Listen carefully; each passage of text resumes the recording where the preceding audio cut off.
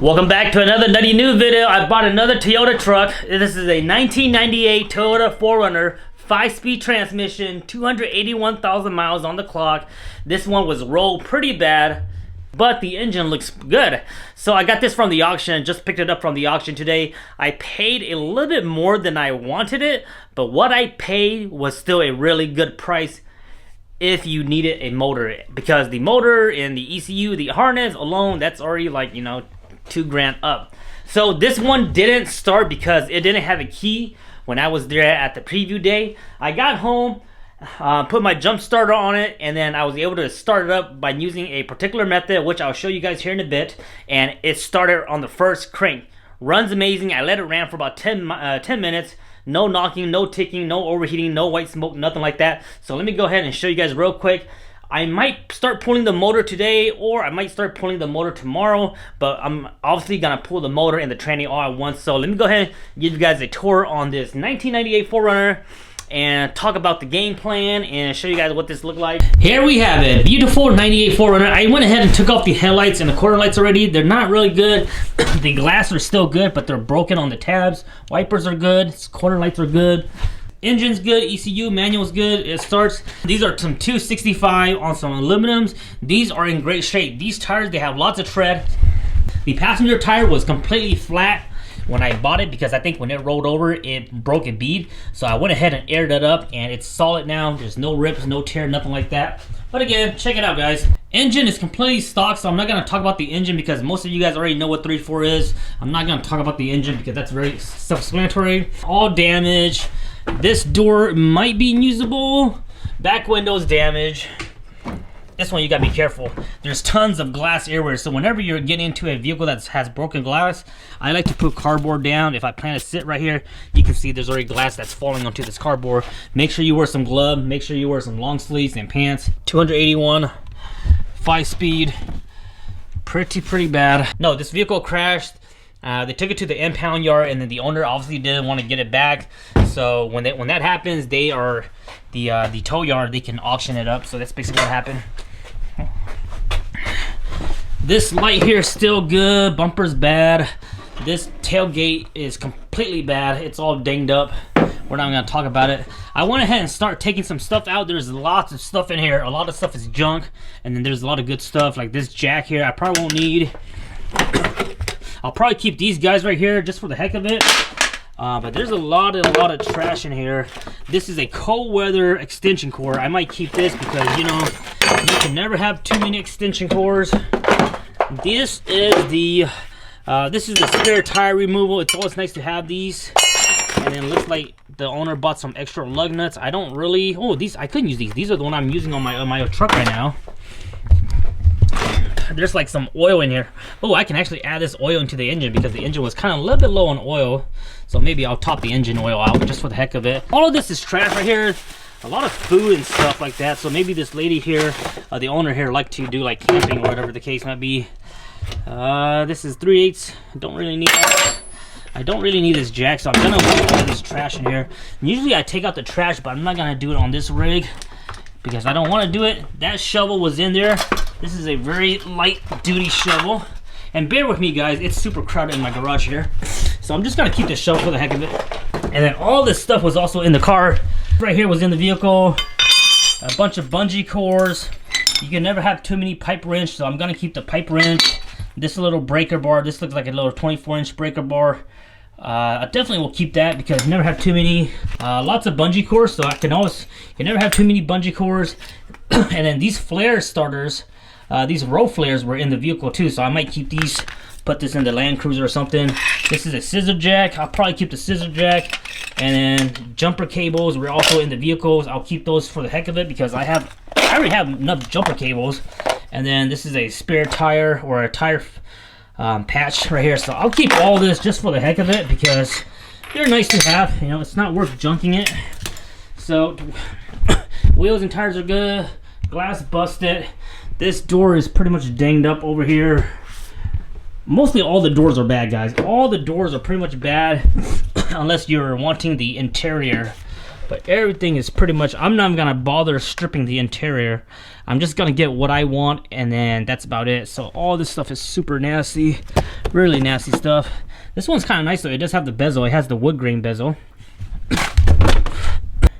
And then a bunch of other stuff right here. This is the ashtray. People always want the ashtray, so I'll definitely hold on to that. That's one of the mirrors. That's trash. That's one of the headlight bezel down there.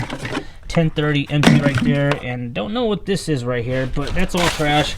I'm not gonna bother removing the seat because, like I said, I'm not gonna use the seats. I don't need all that stuff. And then let's go take a look at the interior over here. Just a bunch of trash, a lot of food and nasty stuff. There's some chicken wings right there, guys. Who wants chicken wings? There it is. Maybe I should throw that away. There's a baby seat right here, a little baby booster seat. Not gonna use that. There's a 2-gallon jug of gas. There's a little bit of gas left, so I'll probably hold on to that because, you know, you can never have too many gas jugs. And bunch of junk. Oh, there's a pack of cigarettes too. Oh, there's a purse right here. Let's see what this is. This might be a makeup bag. Hold on here. Let's see what's in this little purse here. I think this is a little makeup bag. I can't really get it open though. It's freaking zipper's all messed up. There it is. Oh, what do we have here? Now, it's obviously, this vehicle is owned by a female because I looked through the paperwork already and I found the girl's name and such like that. So it has a bunch of makeup in here. Makeup are expensive, so maybe I'll let my wife look through this and see if she likes anything. But this is all makeup stuff. That might be a toothbrush or something. I'll have my wife look through all this and see if she wants anything, but I'm pretty sure you don't really want to use other people's makeup. Yep. So no cash, no nothing like that. Just a bunch of feminine products and a bunch of makeup. So nothing to worry about. I'll probably just throw this away. There's a little purse right here. Oh, there's her purse right here, guys. Oh my gosh, okay, so I don't see any blood in this vehicle, but this is a pretty bad accident, so I'm hoping the lady didn't pass away, guys. I don't know, but this is her purse. Oh my gosh, I feel so bad. So there's her ID right here. She was born in 1998. Wow, she's so young. This is a young lady. She's born in 1998. I won't say her name because I want to protect her identity. She lives in Palmer, so she doesn't live in Anchorage here. She lives in Palmer. She has all her credit cards right here. Her PayPal card. I feel so bad. Maybe I'm gonna go return this to her. So when I find wallets like this, I want to return them back to the owners. Now, I don't know how long this vehicle has been in the impound, so she probably got new ID and all that fun stuff already. But I'm gonna go ahead and return these back to her because this is... She has her debit card, her credit card. There's some photos right here too. So she has photos of maybe her husband. Oh, she has her kids' photo. Look, there's her kids and grandma. Oh yeah, I gotta return this back to her, guys. This is too precious. Her insurance card.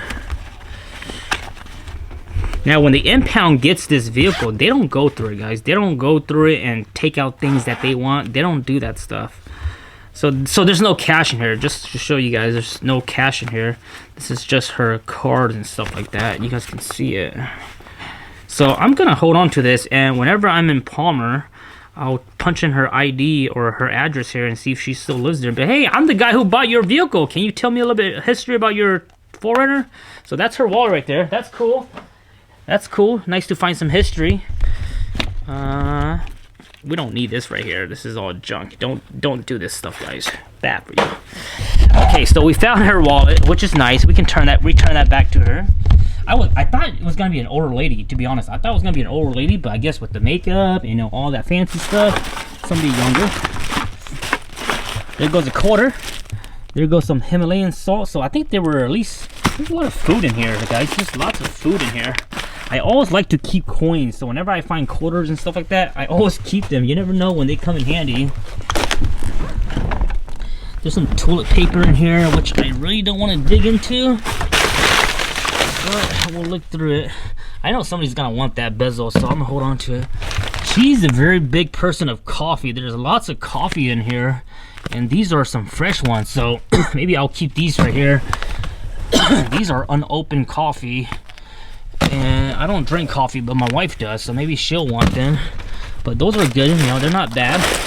There's the jack right here. This is the spare jack. That's good to have.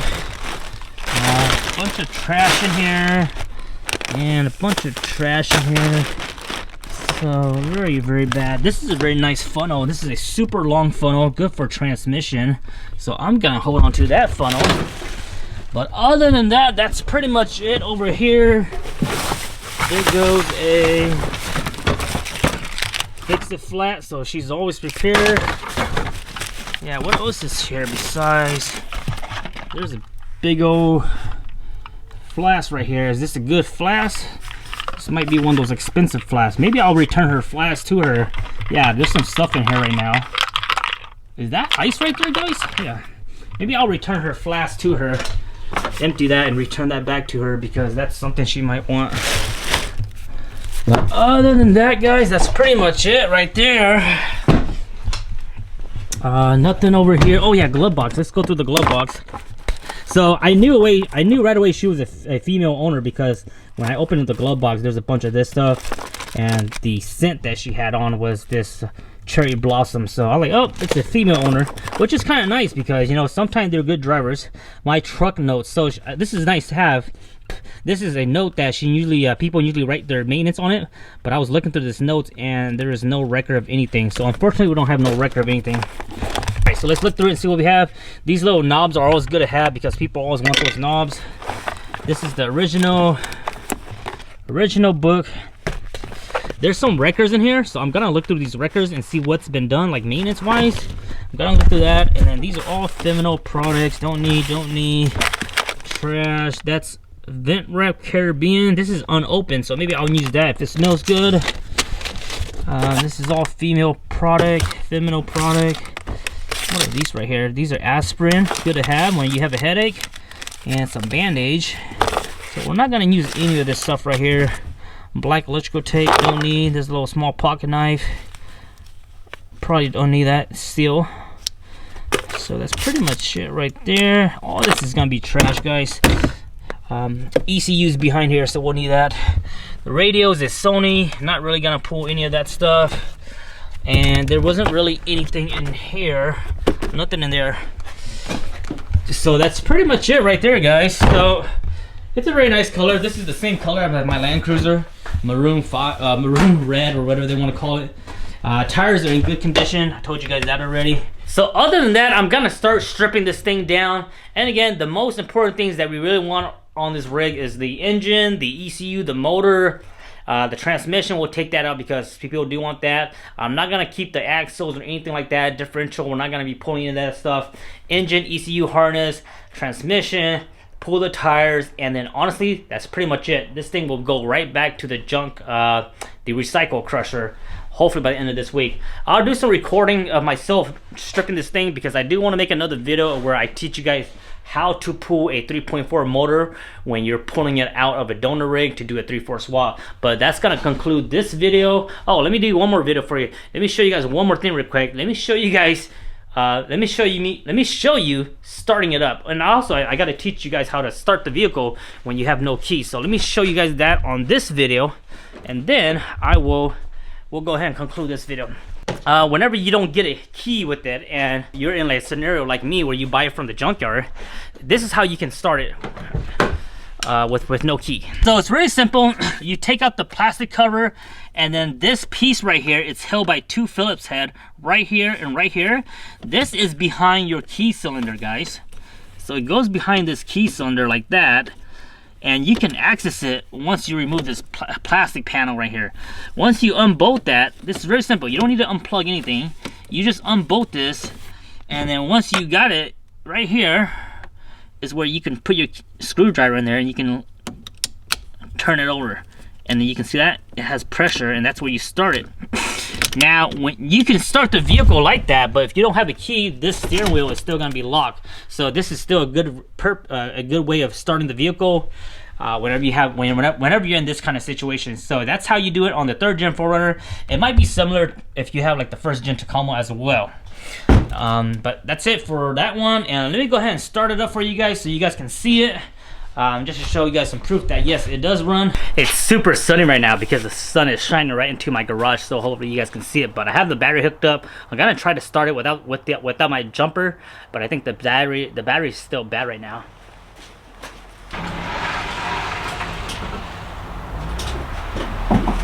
Oh yeah, battery's bad. We'll go ahead and hook up the jump box real quick.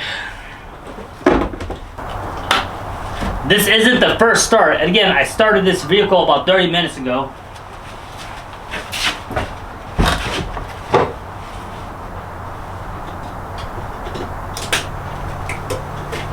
Clutch start.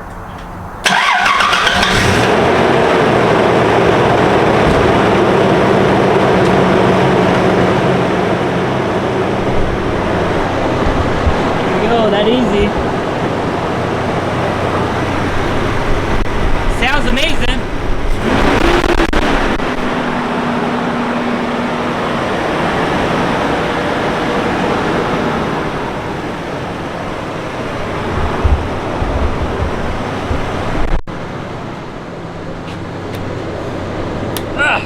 This door keeps getting stuck. I don't know why this door keeps getting stuck. There we go. There it is.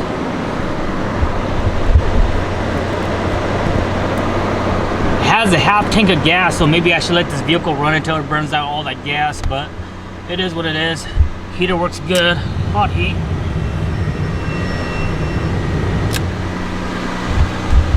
There it is, guys.